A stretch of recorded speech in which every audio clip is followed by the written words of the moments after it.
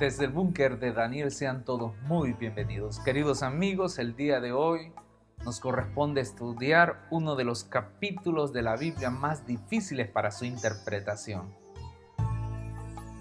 Posiblemente porque los sucesos que aquí se describen a menudo son presentados en forma concisa, en forma vaga. Sin embargo, queridos amigos, el tema y el mensaje es básico y concreto. Dios es el Señor de la historia, y a pesar de que los gobernantes terrenales y sus acciones, Dios al final de ellos, termina por triunfar sobre el mal. Este es el mensaje que se encuentra no solamente aquí en Daniel 11, sino en toda la palabra de Dios. Y eso nos da mucha confianza a nosotros. Así que, queridos amigos, te invitamos para que sigas estando con nosotros y no te olvides que el día de mañana es el último día que tendremos nuestro comentario de Daniel. No te olvides de suscribirte a nuestro canal de YouTube y compartir estos mensajes por Facebook. Gracias por haber estado con nosotros hasta este momento y que este día pueda ser de beneficio, de provecho espiritual y de conocimiento para tu vida práctica. En el nombre de Jesús te damos la bienvenida.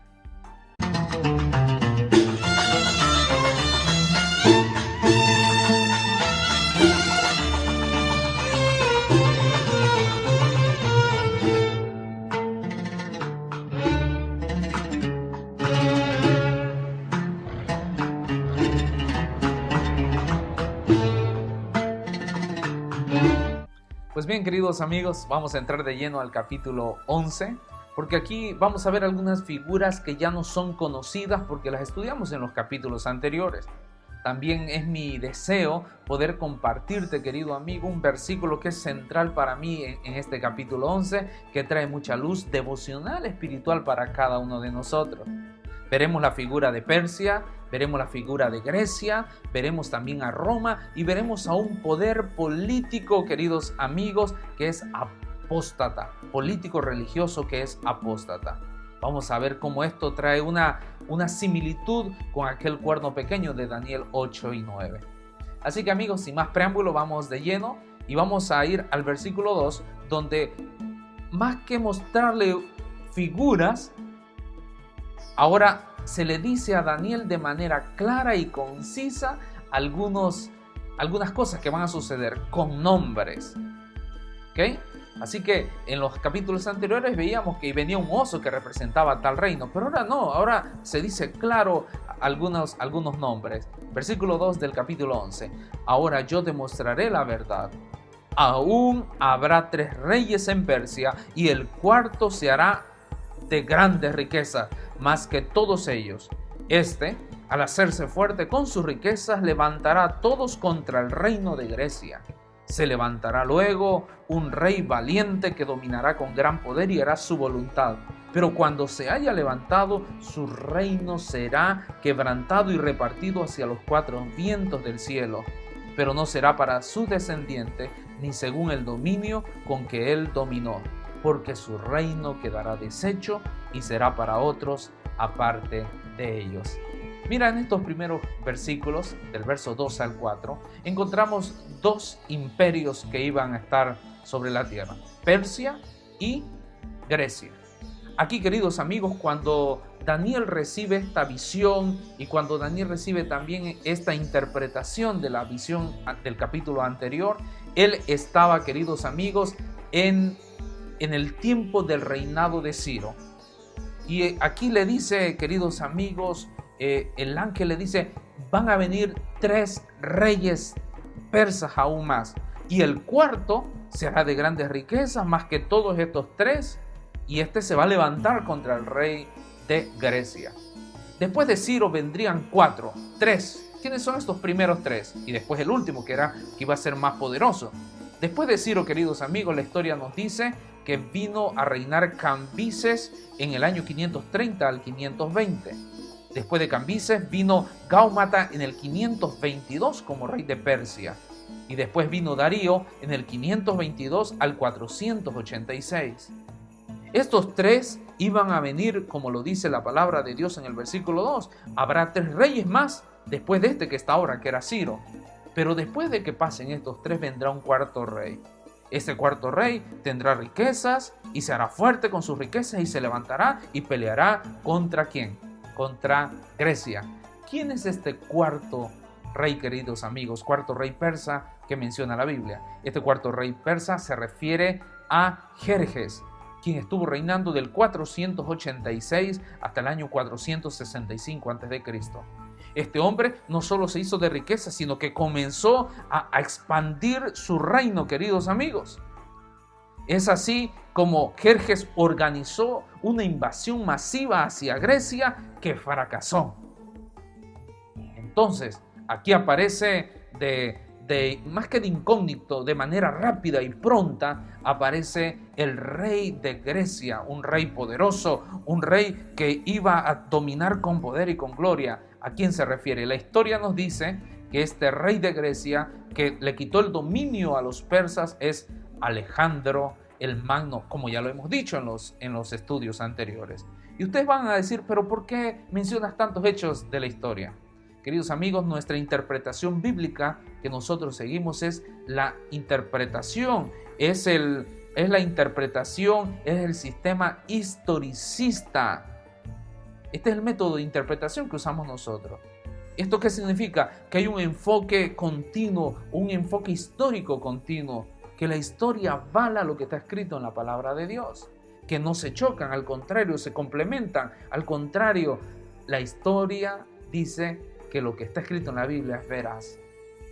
Entonces la historia nos dice que vino este rey poderoso que es Alejandro el Magno, pero dice, cuando se haya levantado en su reino, en la mayor momento de su gloria, ustedes recordarán también aquel macho cabrío que estaba en lo más fuerte de su poder cuando se le rompe ese cuerno, pues ahora dice que es repartido este reino hacia los cuatro vientos. Ustedes recordarán que a la muerte de Alejandro el Magno quedaron sus cuatro generales, que cada uno tomó una parte del reino que había conquistado hasta este tiempo. Está Casandro, Lisímaco, Seleuco, Ptolomeo, los cuatro generales que se repartieron y que ninguno, dice el final del versículo 4, porque su reino quedará deshecho y será para otros aparte de ellos. Ninguno será para su descendiente. Ningún familiar de Alejandro, incluso él tuvo un hijo, queridos amigos, que desde muy niño le quitaron la vida, así que ninguno de alguien cercano a Alejandro el Magno continuó con su reino. Sin embargo, estos cuatro generales comenzaron a expandirse. Y entonces ahora entra un vocablo conocido en la Biblia, el rey del norte y el rey del sur. Y nos hemos preguntado, ¿quiénes son estos reyes del norte y reyes del sur? Vamos a leer el versículo 5 lo que dice. El rey del sur se hará fuerte, pero uno de sus príncipes será más fuerte que él. Se hará poderoso y su dominio será grande. Y al cabo de unos años hará alianza y la hija del rey del sur vendrá al rey del norte para hacer la paz. ¿Quién es este rey del norte y quién es este rey del sur? Queridos amigos, la historia nos dice que el rey del norte es Seleuco, que es conocido como Seleucidas también. Este rey del norte se encuentra del verso 6 al verso 15 en este capítulo 11, la historia de este reino. Él hizo su asentamiento en Siria, Seleuco. Sin embargo, el rey del sur iba a ser Ptolomeo. Ptolomeo, que hizo su asentamiento en Egipto, el norte y el sur. ¿Quién es el norte? Seleucidas. ¿Y quién es en el sur? Es Ptolomeo. Queridos amigos, ellos iban a hacer alianzas para empezar a intentar conquistar más el mundo, alianzas a través de matrimonio de sus hijos. Y aquí entonces empieza, queridos amigos, una lucha de poderes. Y hay tantos versículos que si los leemos, más que ser algo claro, nos vamos a enredar posiblemente. Así que a todos estos siguientes versículos hay una lucha de poderes. Pero quiero que vayamos hasta el capítulo 20, porque después de muchos años, el versículo 20 nos dice lo siguiente. En su lugar se levantará uno que hará pasar por cobrador de tributos por la gloria del reino, pero en pocos días será muerto, aunque no con ira ni en batalla. Después de que todos estos reinos están luchando por el poder, Grecia, queridos amigos, empieza a perder protagonismo, comienza a aparecer un reino diferente. Y empiezan los romanos a tomar auge dentro del reino de los griegos. ¿Y qué pasa con este versículo 20? Que se iba a levantar uno que pocos días nada más iba a estar, queridos amigos, reinando. Dice el versículo 21, ocupará su lugar un hombre despreciable, el cual no dará la honra del reino, vendrá sin aviso y tomará el reino con halagos. Las fuerzas enemigas serán barridas delante de él como inundación de agua, serán del todo destruidas junto con el príncipe del pacto. Ahora se está acercando ya Roma y llega para destruir el príncipe del pacto. ¿Quién es el príncipe del pacto? Es el Mesías, es el ungido. Entonces aquí está llegando hasta la muerte de Jesús, queridos amigos, cuando ya Roma estaba reinando como un poder en todo el mundo. Pues bien, ahora vamos a ir hasta el versículo 20, donde entra un rey también que comienza a hacer estragos con los judíos y aparece un reino poderoso después de Grecia, que incluso llega hasta la muerte del príncipe del pacto, como lo dice en el versículo 22. Del 20 al 22 escucha lo que dice la Biblia. En su lugar se levantará uno que hará pasar un cobrador de tributos por la gloria del reino, pero en pocos días será muerto, aunque no con ira ni en batalla. Ocupará su lugar un hombre despreciable, al cual no darán la honra del reino. Vendrá sin aviso y tomará el reino con halagos. Las fuerzas enemigas serán barridas delante de él como por inundación de aguas. Serán del todo destruidas junto con el príncipe del pacto. Queridos amigos, la historia nos dice que este hombre que se iba a pasar como cobrador, este rey que se iba a pasar, que iba a afligir a los judíos, es Antíoco Epífanes. ¿Quién fue Antíoco Epífanes, queridos amigos? Él tuvo un reinado muy breve de 12 años que casi extermina la religión y la cultura de los judíos. Despojó al santuario de todos los tesoros, saqueó la ciudad de Jerusalén y la dejó en ruinas, mató a miles de judíos y se llevó a otros como esclavos. Un edicto real les ordenaba que abandonaran todos los ritos de su religión y que vivieran como paganos. Se les obligó a erigir altares paganos en cada aldea de Judea, a ofrecer en ellos carne de puerco y a entregar todas las copias de las escrituras para que fueran destrozadas y quemadas. Antíoco Epífanes ofreció carne de cerdo ante un ídolo pagano en el templo judío. La suspensión que decretó de los sacrificios judíos, que fue del 168 al 165 a.C., hizo peligrar la supervivencia de la religión judía y la identidad de los judíos como pueblo. Finalmente los judíos se rebelaron y expulsaron las fuerzas de Antíoco de Judea, hasta lograron rechazar un ejército enviado por Antíoco con el firme propósito de exterminar toda la nación. Queridos amigos, una vez que se libraron de Antíoco Epífanes, los judíos una vez más levantaron su altar, ofrecieron sus sacrificios ante su Dios. Y así, queridos amigos, esto fue en el año de 168. Antíoco Epífanes reinó en el 175 al 164. Cuando los judíos se liberaron de este rey de nombre Antíoco Epífanes, ahora los judíos se encontraban un poquito y se encontraban indefensos. Así que ellos, dice la historia, queridos amigos, que los judíos solamente gozaron unas decenas de años de completa paz y de independencia, hasta que Judea se convirtió en una provincia romana en el año 63 a.C. Por eso cuando Jesús nace, queridos amigos, nace bajo el imperio de los romanos, y el versículo 22 dice: será del todo destruida junto con el príncipe del pacto. Aquí está hablando de la muerte de Jesús, llegando ya, ahora apareciendo en este capítulo 11, los romanos. Así que ya vimos a Persia con sus 4 reyes que iban a estar, después iba a venir Grecia, que iba a estar con el rey poderoso y sus 4 generales, y ahora ya está introduciendo la historia bíblica a los romanos y en la muerte de Jesús. Queridos amigos, ahora, ¿qué pasa? Ahora viene algo que es un poder que nosotros ya lo conocemos porque lo estudiamos en los capítulos anteriores. ¿Qué dice? El versículo 28. Voy a empezar desde el versículo 28. Él volverá a su tierra con gran riqueza y pondrá su corazón contra el pacto santo. Hará su voluntad y volverá a su tierra. Versículo 30.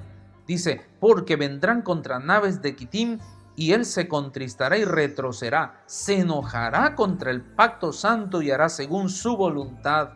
Volverá pues y se entenderá con los que abandonen el santo pacto.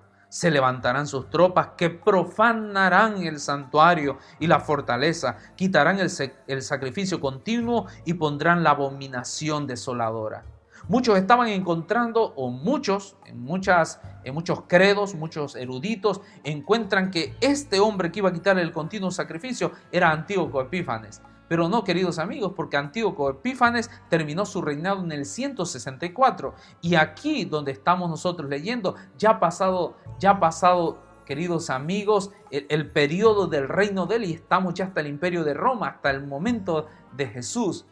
Así que no puede ser entendido como Antíoco Epífanes, este hombre, este cuerno pequeño, este poder político religioso. Sí, hizo grandes cosas contra el templo de Jerusalén, contra los judíos, los exterminó. Sí, ofreció animales como cerdos en el altar de sacrificios del templo. Sí, pero esto tenía que ver algo mucho más. Esto era un poder político religioso que iba a quitar el continuo, iba a poner abominación desoladora. Con lisonja, dice el versículo 32, seducirá a los violadores del pacto, pero el pueblo que conoce a Dios se esforzará y actuará. Queridos amigos, este poder político religioso iba a venir con furia. Pero primero este poder político tiene que ver, queridos amigos, con el reinado de Tiberio. El reinado de Tiberio, queridos amigos, tuvieron grandes éxitos al dirigir varias campañas militares, tanto en Germania como en Oriente, en las fronteras de Armenia y de Partia. Este poder que iba a venir, como dice, iban a ser barridas como por inundación de aguas. Se refería a este poder de los emperadores romanos. Y empezaron a tomar lugar por lugar. Y aquí, queridos amigos, fue precisamente que Cristo fue crucificado en el año 31 después de Cristo por orden de Poncio Pilato, quien era el procurador de Judea en el tiempo de Tiberio. Queridos amigos, iba a hacer muchas cosas este poder, porque este poder político se iba a convertir en un poder religioso. ¿Por qué religioso? Porque iba, queridos amigos, profanar el santuario, porque iba a quitar el continuo sacrificio, porque iba a poner abominación desoladora. ¿Quién iba a hacer esto, queridos amigos? El santuario terrenal de Jerusalén estaba rodeado de fortificaciones. El santuario celestial, donde Cristo presenta su sangre por los pecadores, es el supremo lugar de refugio. Así que, queridos amigos, este pasaje debe de ser entendido no solamente como profanar un templo, sino que era, queridos amigos, una descripción de la acción del gran poder apóstata en la historia cristiana que iba a sustituir el verdadero sacrificio de Cristo y su ministración como sumo sacerdote en el santuario celestial por un falso sacrificio y una falsa ministración. Esto iba a ser un poder religioso, queridos amigos. Y este poder tiene esa similitud con aquel cuerno pequeño que vimos, que es un poder político que nace en Roma y que después se convierte en un poder ¿cómo? Un poder religioso apóstata, queridos amigos. Este poder dice que iba a venir con lisonjas, iba a seducir a los violadores. ¿Qué significa con lisonjas, queridos amigos? Con lisonjas es del hebreo halakot, cosas lisas, cosas resbaladizas. Siempre ha sido así el método de Satanás, queridos amigos. Hacer parecer que su camino es más difícil que el de Dios. A través de la historia cristiana, el pueblo de Dios se ha aferrado al camino que nos describió Cristo Jesús cuando dijo: angosto es el camino que lleva a la vida eterna. Nosotros sabemos que el camino, queridos amigos, que nos toca recorrer como cristianos es un camino difícil. Sin embargo, aquí con lisonjas seduce a los violadores. les muestra un camino que es difícil, pero también les presenta premios, recompensas, galardones. Los hijos de Dios sabemos que vienen días difíciles para cada uno de nosotros. Como verdadera iglesia de Dios, queridos amigos, nosotros hoy debemos de reaccionar contra el pecado, resistiendo la tentación, sino que aún más allá todavía. Nosotros debemos de llevar adelante un programa positivo a favor del Altísimo. El cristianismo no puede ser un cristianismo pasivo. El cristianismo y cada hijo de Dios tiene que cumplir, queridos amigos, una obra que Dios le ha encomendado. Por eso dice el versículo 32, pero aquel que conoce a su Dios se esforzará y actuará. Y este es el versículo clave que yo les quería compartir. Aquel que conoce a su Dios se esforzará y actuará.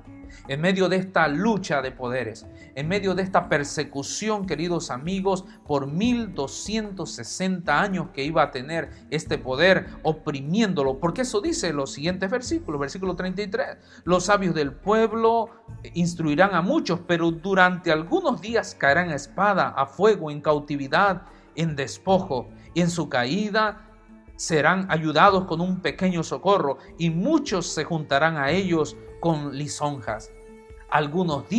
Por algunos días, ellos caerán a espada. Esos algunos días debe de entenderse, queridos amigos, por 1260 días en la profecía. 1260 años que iba a tener, queridos amigos, de poder, este poder religioso apóstata, este cuerno pequeño descrito en el 8 y aquí con un poder religioso apóstata en el capítulo 11. Mucha persecución de la iglesia contra los cristianos. Sin embargo, algunos se levantaron. Y ahí, queridos hermanos, están los valdenses de Piamonte en Italia. Están también los albigenses. Este periodo de 1260 años iba a comenzar en el 538 e iba a terminar en el 1798.